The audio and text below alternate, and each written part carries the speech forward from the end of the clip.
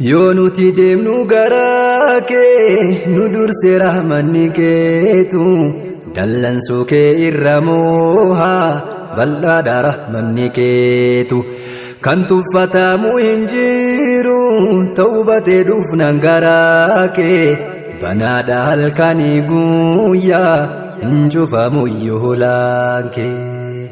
Faarun kan keeti Ilaahi simaan baanee galagaafo ni dandeessa ni dhageessa muraada guuti maraafu situume walqixxeesse samiidhaaf waan isa keessa antal aziizul hakiimu yaa Ilaahi si togeessa. Faarun kan keeti Ilaahi simaan baanee galagaafo ni dandeessa ni dhageessa muraada guuti maraafu situume walqixxeesse samiidhaaf waan isa keessa antal aziizul hakiimu yaa Ilaahi si togeessa.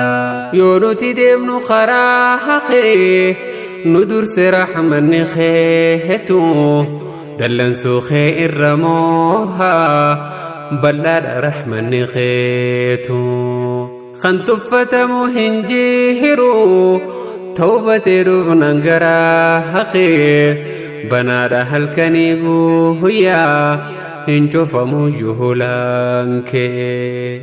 Suulu salkaanii gad bu'ee gara samii addunyaatti harka ofii caaltu sana gaddirisee gabrootaatti mi'intu naan jedha tooba dinisa guyyaa dilaawe ka'ii gaafadhu rahmaaniin araara falli mijaawe. Ni dhaqqabaa uumamtoota bal'inni rahmata keeti khansii buleef khansii diideef ni jiraachifta yaa mootii akka wallaalleen dhamaahane nuuf ergite ergamtoota akka gabroonni si maahane gadin jennee uumamtoota. Faarun kan keeti Ilaahi simaan baanee galagaafo ni dandeessa ni dhageessa muraada guuti maraafu situume walqixxeesse samiidhaaf waan isa keessa antal aziizul hakiimu yaa Ilaahi si togeessa. Yaa kaaliqaa uume daachiif hunduma waan ardi keessa sulula garaaf laggeeni ajaa'iba ogummaansa yaa kan bareechuu samaawaat urjii halkan gadeefuun mootii illi isa jaabaa waa tokko yoo jalalluufu. Nuuf kannitee diin islaamaa rahmata keetiin badhaasa galanni keentoo muraahamu rabbii qiyyaa ansi faarsa. Rabbii gabroota hundaafu rizqii isaa adda baasu namni dhugaan sitta maahane har'a boruun qabu naasu. Siif qofa gadi jenneetoo si qulqulleessi namooti nuuf araaramta Ilaahi sitti dheessini kunooti kan ansi faarsuuf rabbii koo si haqa godhata faaru mootumni keettu zalaalam kan hundi hin turuwaaru.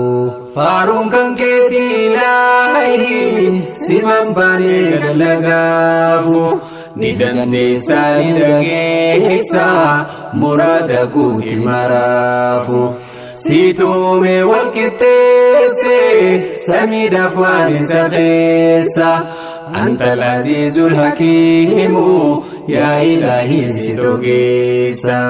Ni beellamtaaf zaalimaa hayyuu haa deebi'uuf gara keeti qabaan kan keetu jabaa hadha hin jiru kan akka keeti kophaa gootaa waa hundaa hayyuu namni tokko sitti naahanu feetu shumtee feetu shaharta argaa jirra nuti jaanu.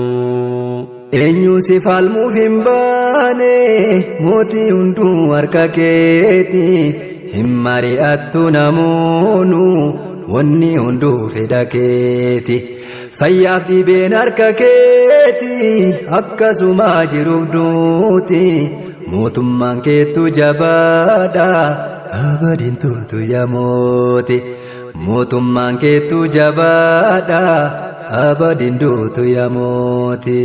Faaruun kan keeti ilaahi siman baanee galagaafu ni dandeessa ni dhageessa muraada guuti maraafu siituume wal qixxeesse samiidhaaf waan isa keessa أنت العزيز الحكيم يا إلهي ستوغيسا تخوم خيتي ربي خو قلت خير رأيني لا تنام إلهي اجتي تكاهمويني مخلوق خي مرسيتي هرتا هند ساني بكم ساهني أنقم خي سجيهرو hin bayani sideessani.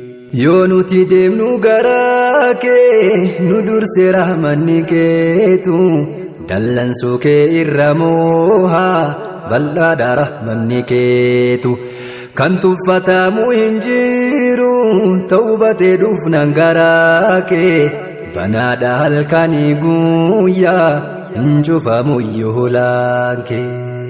Faaruun kan keeti ilaahi siman baanee galagaafu ni dandeessa ni dhageessa muraada guuti maraafu siituume wal qixxeesse samiidhaaf waan isa keessa أنت العزيز الحكيم يا إلهي ستوغيسا فارون كان كيتي إلهي سمن باني galagaafu ni dandeessa ni dhageessa muraada guuti maraafu siituume wal qixxeesse samiidhaaf waan isa keessa أنت العزيز الحكيم يا إلهي ستوغيسا أنت العزيز الحكيم يا إلهي ستوغيسا